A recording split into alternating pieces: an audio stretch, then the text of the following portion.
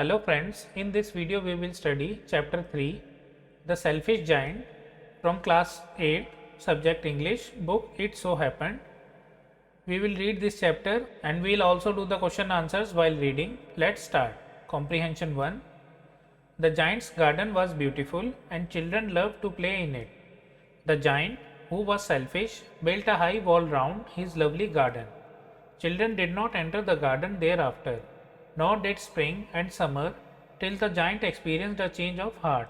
Every afternoon, as they were coming from school, the children used to go and play in the giant's garden. It was a large, lovely garden with soft green grass. Here and there over the grass stood beautiful flowers like stars, and there were 12 peach trees that in the springtime broke out into delicate blossoms of pink and pearl, and in the autumn bore rich fruit. The birds sat on the trees and sang so sweetly that the children used to stop their games in order to listen to them.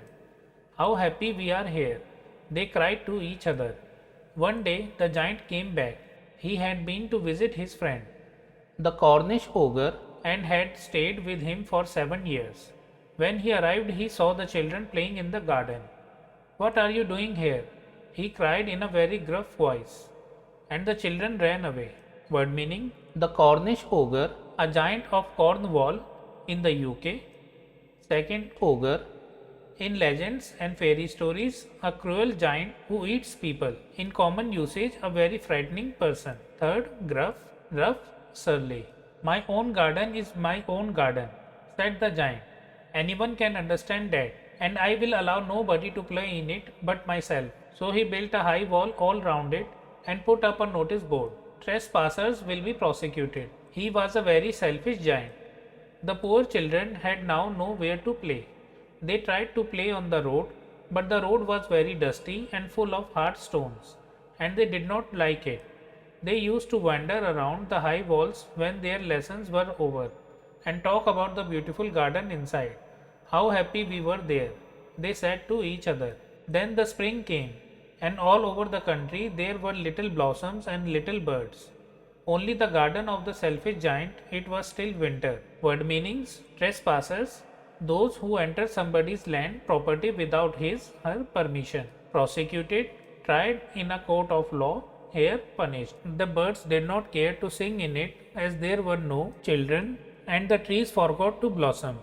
Once a beautiful flower put its head out from the grass, but when it saw the notice board it was so sorry for the children that it slipped back into the ground again and went off to sleep. The only people who were pleased were the snow and the frost. "Spring has forgotten this garden," they cried, "so we will live here all the year round." The snow covered up the grass with her great white cloak, and the frost painted all the trees silver. Then they invited the north wind to stay with them, and he came. He was wrapped in furs, and he rode all day about the garden and blew the chimney pots down. "This is a delightful spot," he said. "We must ask Hail on a visit." So the Hail came. Every day for 3 hours he rattled on the roof of the castle till he broke most of the slates, and then he ran round and round the garden as fast as he could go. He was dressed in grey, and his breath was like ice. "I cannot understand why the spring is so late in coming," said the selfish giant, as he sat at the window and looked out at his cold white garden. "I hope there will be a change in the weather." But the spring never came, nor the summer. The autumn gave golden fruit to every garden, but to the giant's garden she gave none. "He is too selfish," she said. So it was always winter there, and the north wind and the hail and the frost and the snow danced about through the trees. One morning the giant was lying awake in bed when he heard some lovely music. It sounded so sweet to his ears that he thought it must be the king's musicians passing by. It was really only a little linnet singing outside his window, but it was so long since he had heard a bird singing in his garden that it seemed to him to be the most beautiful music in the world. Then the hail stopped dancing over his head, and the north wind ceased roaring, and a delicious perfume came to him through the open casement. "I believe the spring has come at last," said the giant, and he jumped out of bed and looked out. Word meanings: snow, frost, north wind, hail. All these have been presented as characters or persons. North wind is the chilly wind and hail is the hailstorm. Second, linnet, a brownish songbird found in Europe. Third, casement, window that opens on hinges like a door. Friends, we have completed Comprehension 1. Now let's do the question answers. Question 1. Why is the giant called selfish? Answer. The giant is called selfish because he prohibited the children from playing in his garden. He built a high wall all around it and put up a notice board in it stating that all trespassers will be prosecuted. Question 2. On one occasion, the children said, "How happy we are here." Later, they said, "How happy we were there." What are they referring to in both the cases? Answer. In the first case, the children expressed their happiness while playing in the giant's garden. They would go to play in the garden after returning from school and had a wonderful time playing around the garden. In the second instance, the children were referring to the giant's garden after the giant stopped them by building a high wall around the garden and they could no longer enter it. They talked with each other about how they would enjoy playing around the garden where trees bore beautiful flowers and fruits and birds sang sweet songs. The children referred to the giant's beautiful garden in both cases. Question 3. First, when spring came, it was still winter in the garden. What does winter stand for or indicate here? Answer. When spring came, it was still winter in the garden. In the story, winter denotes a desolate and negative atmosphere where the trees and flowers never blossom. Winter is also used to indicate a gloomy and depressing environment that brings sadness and laziness. In such cold weather, there is snow everywhere, and cold winds blow all around where trees tend to droop and birds tend to chirp. As the children were not playing in the giant's garden, spring did not enter it. As a result, even the trees did not blossom, and the birds did not sing sweet songs in the garden. Second, winter has been presented like a story with its own characters and activities. Describe the story in your own words. Answer. When spring came all over the country, the trees started to blossom and the birds started to sing except in the giant's garden, where winter had still prevailed. The birds did not sing and the trees forgot to blossom as the children did not come to play in the garden. One day a beautiful flower blossomed from the grass, but when it saw the notice board, it felt sorry for the children and slipped back into the ground again. Seeing all this, winter was pleased as there was snow and frost everywhere. Snow covered the entire garden with her huge white cloak, and frost painted all the trees silver. They then invited the north wind, who was wrapped in furs and blew strongly across the garden.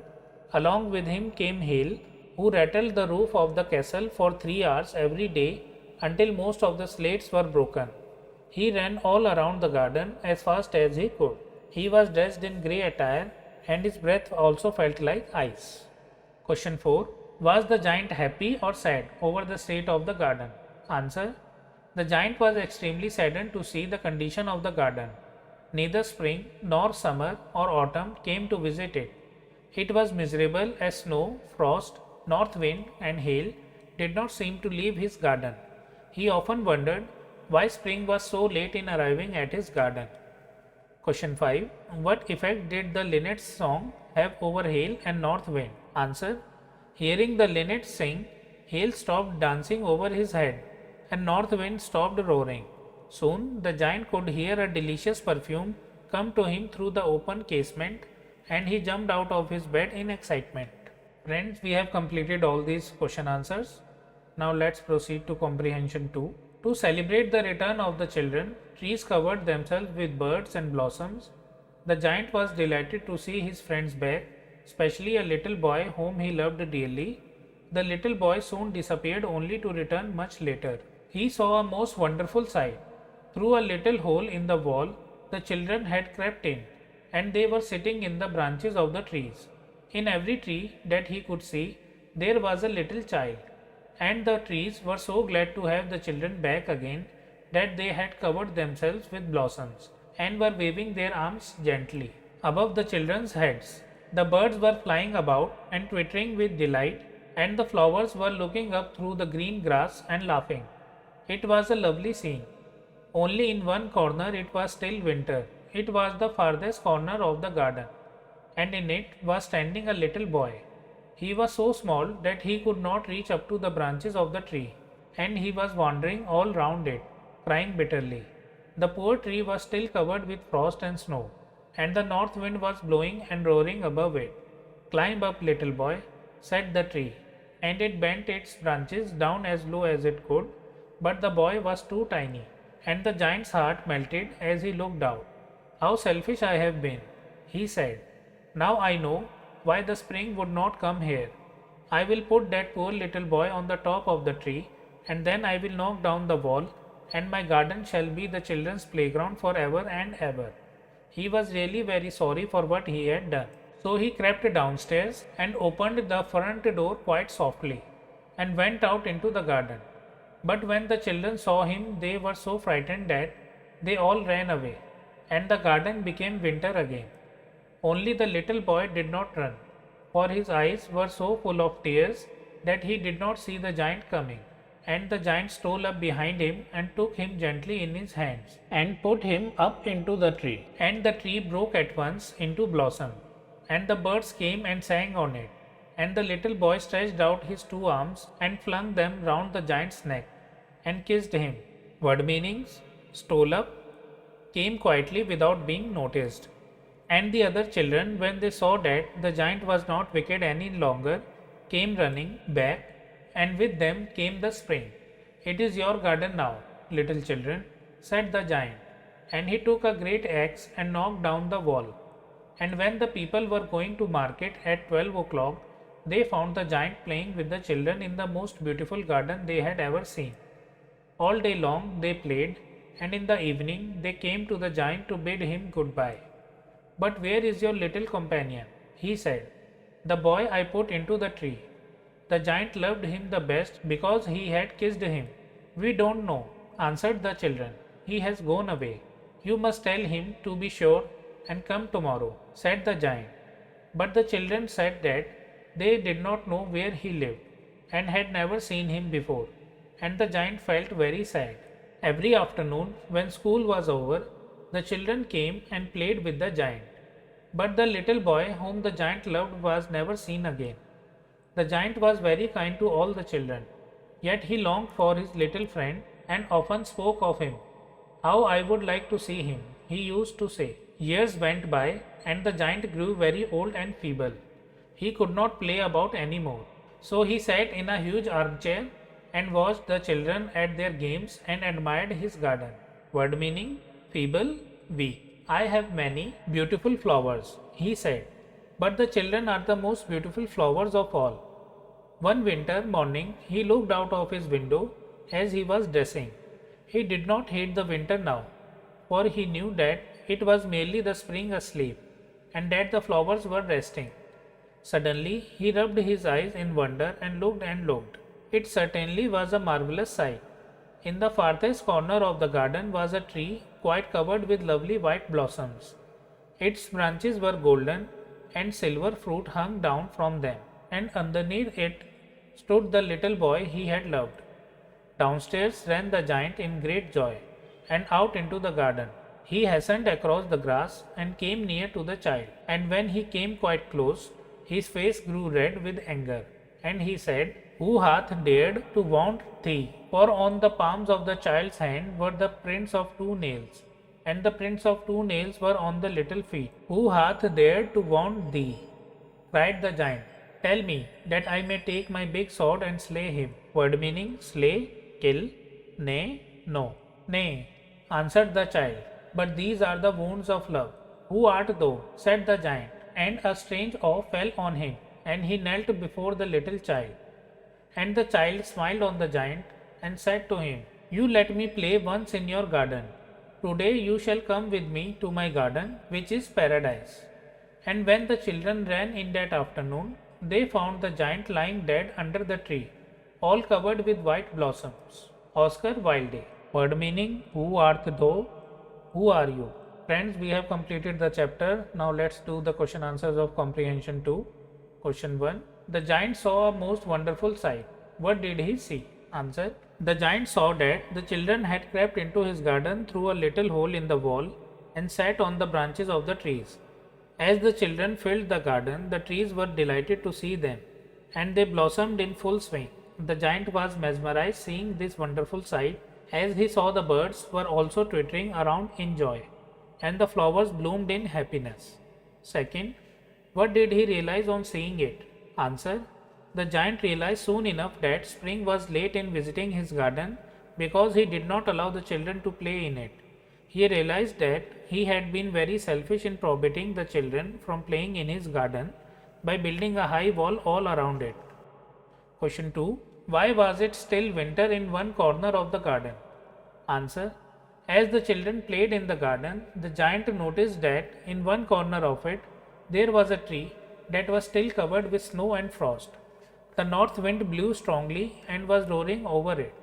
The giant came closer and noticed the small boy standing in front of it, who was so tiny that he could not climb the branches of the tree. As the tree remained untouched by the child, winter still prevailed in that corner of the garden. Question 3. Describe the first meeting of the little boy and the giant. Answer: the giant met the little boy in front of the tree that was covered with snow and frost. Winter still prevailed in that corner of the garden. Seeing the little boy's inability to reach the branches of the tree, the giant gently took him in his arms and put him up on the tree. Soon the tree blossomed with joy, and the birds came to sing on it. The little boy stretched his tiny arms around the giant's neck and kissed him gently to express his gratitude towards him. Question 4. Describe their second meeting after a long interval.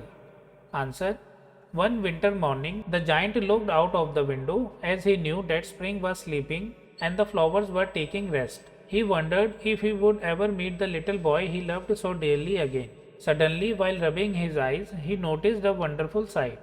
In the farthest corner of the garden, there was a tree that was covered with lovely white blossoms. Its branches were golden and silver fruit hung down from them. Just underneath the tree, there stood the little boy whom he had loved so dearly and was eagerly waiting for him. The giant quickly ran down the stairs of his house in great joy and hastened towards the garden to reach out to the child. But when he noticed the nail imprints on the little boy's hands and feet, he got angry and asked him who caused him such injury. He said that he would avenge and slay the person who caused the little one so much pain and injury. Hearing this, the child told the giant that these were the wounds of love. The little boy further added that as the giant was kind enough to allow him to play in his garden, he had come to take the giant along with him to his garden in paradise. Friends, we have completed all the questions from the Comprehension I and Comprehension II. Now let's do the question answers from exercise. Question 1. Discuss the following topics in groups. The little child's hand and feet had marks of nails. Who does the child remind you of? Give a reason for your answer. Answer: the marks of nails on the little child's hands remind us of Jesus Christ. When the giant met the child for the second time, he noticed the imprints of nails on the little boy's palms and feet. This made the giant angry and he cried out loudly, asking who had done such harm to the little boy. If we remember the crucifixion of Jesus Christ, it reminds us that there were similar nail imprints on his palms and feet. He had sacrificed his life for the sake of humanity, and he had also forgiven those who caused him such pain and dishonor. Similarly, the little boy in the story told the giant that these marks were the wounds of love. Question 2. Is there something like this garden near where you live? Would you like one without the giant perhaps, and why? What would you do to keep it in good shape? Answer: yes. There is a park near my house. The park has huge trees which bear beautiful flowers and fruits on them. There is a jogging track in the park where people come for morning strolls and brisk evening walks. There is a swing and a slide in the middle of the park where children of the neighborhood come and play with each other. I love gardening and I have planted a few saplings recently, which I water whenever I go to the garden. I also try to ensure nobody tramps over the plants or grass unnecessarily. Friends, we have completed the chapter and also did all the question answers. If you like the video, kindly share it with your friends. In case you have not subscribed to my channel, kindly subscribe it. so that new video notifications could reach you. We'll meet in the next video. Till then, take care and respect your elders. I am Vaibhav signing off. Thank you for watching.